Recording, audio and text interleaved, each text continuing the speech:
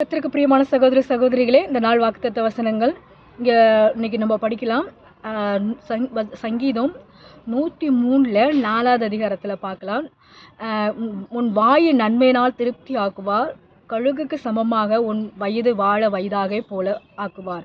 இங்கே சொல்லப்பட்டிருக்குது, உன் வாயின் நன்மையினால் திருப்தி ஆக்குவார், உன் கழுகுக்கு சமமாக உன் வயது வாழ வயதாக போல ஆக்குவார். இங்கே சொல்லப்படுது கர்த்தராகிய இயேசு கிறிஸ்து. சகோதரி சகோதரிகளே, இந்த நாள் நீங்கள் புதுசாக கேட்குறீங்கன்னா, ஆண்டவராகிய இயேசு கிறிஸ்து சொல்கிறார், உங்களுக்கு உங்கள் வாய்களை நன்மையினால் திருப்தி ஆக்குறாராம்.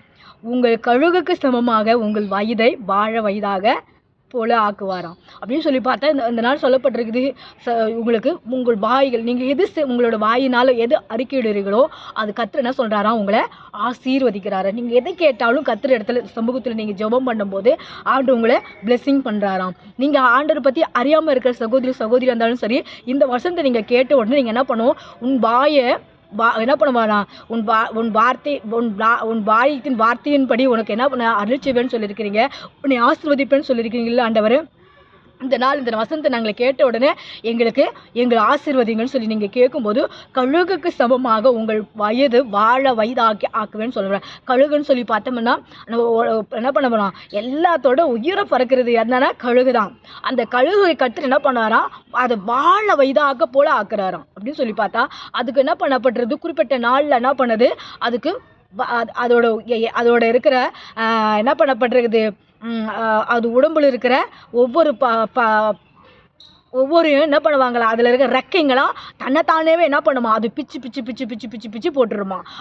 அதே தன்னைத்தானே போடுமா. ஏன்னா கொஞ்சம் வயசாகிடுச்சுன்னா அதெல்லாம் வேகமாக பறக்க முடியாதான். அந்த ரெக்கைங்கெல்லாம் பிச்சு போட்ட உடனே திருப்பி போய் அதை என்ன பண்ணுமா, மலையில் போய் ரொம்ப உயரமாக இருக்கிற மலையில் போய் அந்த மலையில் அடிவாரத்தில் இந்த கல்லுங்களை புகையில் போய் அது பூந்து அதில் இருக்கிற சரீரத்தில் இருக்கிற அதே தன்னாலேயே அதே பிச்சு பிச்சு பிச்சு பிச்சு போட்டுட்டு அது என்ன பண்ணுமா, அவங்க உட்காந்துருக்குமா.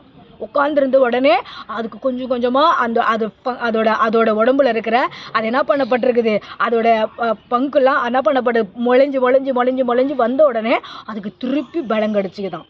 அது திருப்பி பலம் கிடச்ச உடனே அது என்ன தெரியுமா, உயிரை திருப்பி பறக்கிறதுக்கு ஆரம்பிச்சுடுதான். அதுக்கு முன்னாடி அது ஒரு மாதம் 2 மாதம் 3 மாதமா அது என்ன பண்ணுது, போய் கஷ்டப்பட்டு கொண்டு போய் அந்த மலையில் போய் அந்த முள்ளு ஓரத்தில் போய் அதை என்ன பண்ணா உட்காந்துக்கிட்டு இருக்குமா. அதுக்கு பொழுது அது என்ன பண்ணுமா, அதை டெய்லியும் அதோட மூலிருந்து அதோட வாயிலிருந்து என்ன பண்ணுமா, அது பிச்சு பிச்சு பிச்சு போடுமா. அதனால தான் இங்கே சொல்லப்படும், உன் வாய் நன்மை நாள் திருப்தி ஆக்கி உன் கழுகுக்கு சமமாக உன்னை வாழ வயதாக்குவேன் அப்படின்னு. அதுக்கு அந்த பங்கல் அதோட சரீரத்தில் அந்த என்ன பண்ணப்பட்டிருக்குது, பங்கெல்லாம் வந்த பிற்பாடு அதோட இருக்கிற உடம்புல இருக்கிற அந்த திருப்பியும் அதோட வந்த பிற்பாடு என்ன பண்ணுதான், அது பறக்கிறதுக்கு திருப்பி ரெக்கைங்கெல்லாம் வந்த பிற்பாடு திருப்பி பறக்கிறதுக்கு ஆரம்பிச்சிடுதான். அந்த ரெக்கைங்கெல்லாம் முளைச்ச உடனே அதுக்கு நல்ல ஒரு சக்தி கிடச்சிக்குதான், நல்ல ஒரு புஷ்டி கிடச்சிக்குதான். அதே போல் ஆண்டவராகிய இயேசு கிறிஸ்து சொல்கிறாரு, நீங்களும் உங்களோட வயசாகிடுச்சு ரொம்ப கஷ்டமாக இருக்குது அப்படின்னு சொல்லி நீங்கள் ஒரு ஓரமாக உட்காந்துருக்கலாம், கஷ்டப்பட்டு கொண்டு இருக்கலாம், வியாதியோடு இருக்கலாம், துக்கத்தோடு இருக்கலாம்.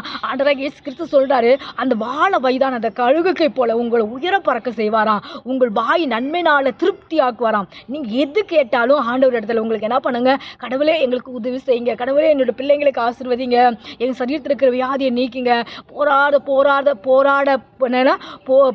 ரொம்பமா எங்களுக்கு போராட்டங்கள் இருக்குது ஆண்டவரே, ரொம்ப போராட்டத்தில் நாங்கள் வாழ்ந்து கொண்டு இருக்கிறோம்னு சொல்லி நீங்க நினைக்கலாம்.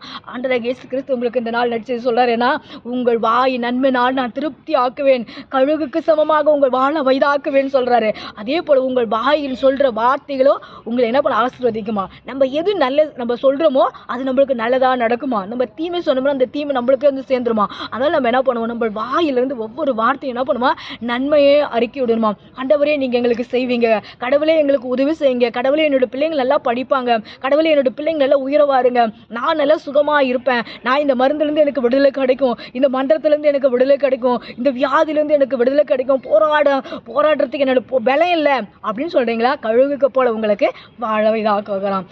இங்கே சொல்லப்பட்டது சங்கீதம் 53:4 இந்த வசனத்தை நீங்கள் கேட்ட உடனே ஆண்டருக்கு உங்கள் வாழ்க்கையை அர்ப்பணிங்க, உங்கள் பிள்ளைகளை அர்ப்பணிங்க, உங்கள் குடும்பத்தை அர்ப்பணிங்க. உங்கள் வாயின் வார்த்தைகளின்படி உங்களை ஆசீர்வதிப்பாராக. கழுகுக்கு சமமாக உங்கள் வயதை வாழ வயதாக ஆக்குவாராக. உங்களுக்கு எந்த போராட்டம் இருந்தாலும், எந்த வியாதியாக இருந்தாலும், முதலாவது கடவுளை தேடுங்க, ஆண்டவரை விசுவாசிங்க, ஆண்டவர் சபைக்கு போங்க, சர்ச்சில் போய் ஆராதனை பண்ணுங்க. இது மாதிரி கூடிய அந்த யாராவது உங்களுக்கு சுவிசேஷம் சொல்ல வந்தாங்கன்னா அந்த நியூ டெஸ்ட்மெண்ட்டை வாங்கி அதை படிங்க. உங்களுக்கு படிக்க தெரியலனா யூடியூப்பில் வசனங்கள்லாம் வருது, அதை கேளுங்க. கேட்டுட்டு நீங்கள் அதைப்படி நடக்கும்போது உங்களே கர்த்தர் ஆசீர்வதிப்பாராக. God bless you everyone. Praise the Lord.